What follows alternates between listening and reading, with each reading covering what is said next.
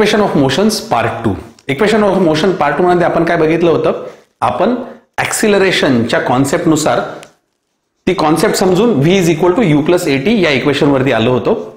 आता आपण सेकंड जो फॉर्म्युला जो आहे s is equal to ut plus half at square हा कसा डिराईव्ह करतो हे कॉन्सेप्च्युअली समजून घेणार आहोत. तर s म्हणजे काय, s म्हणजे असतं डिस्प्लेसमेंट.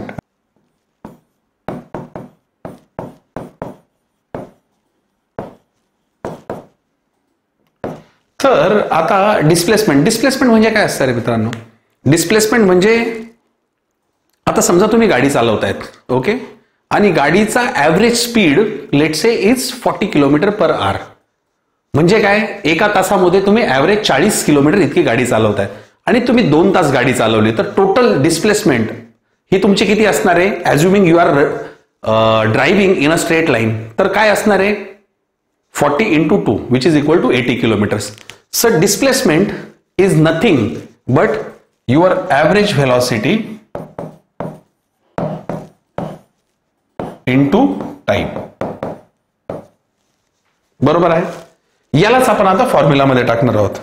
कसं ते बघा आता. डिस्प्लेसमेंट s, ऍव्हरेज व्हेलॉसिटी म्हणजे कसे असते, ऍव्हरेज इज व्हॉट, तुमच्याकडे काय असते इनिशियल व्हेलॉसिटी आणि फायनल व्हेलॉसिटी. याचा जर तुम्हाला ऍव्हरेज जर काढायचा तर तो तुम्ही कसा काढणार आहे, initial velocity which is u plus v divided by 2 ही झाली तुमची ऍव्हरेज व्हेलॉसिटी इनटू टाइम.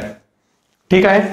आता पार्ट 1 मध्ये आपण काय शिकलेलो आहे, v is equal to u plus at. तर यालाच आपण कसं लिहू शकतोय, u plus at divided by 2 into time.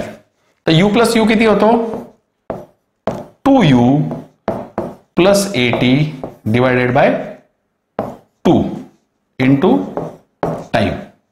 आता 2u डिवायडेड बाय 2 किती होणार आहे, u. 80 डिवायडेड बाय 2 किती होणार आहे, 80 divided by 2 this whole into time. म्हणजेच u into t ut plus 80 into t 80 square divided by 2.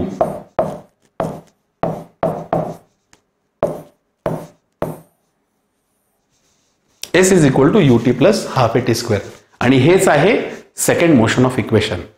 काहीच लक्षात ठेवलेलं नाहीये, आपण फक्त कॉन्सेप्च्युअली हे बिल्ड केलेलं आहे with the foundation that displacement is equal to average velocity into time, आणि फक्त फॉर्म्युलांमध्ये व्हॅल्यूज टाकलेल्या आहेत.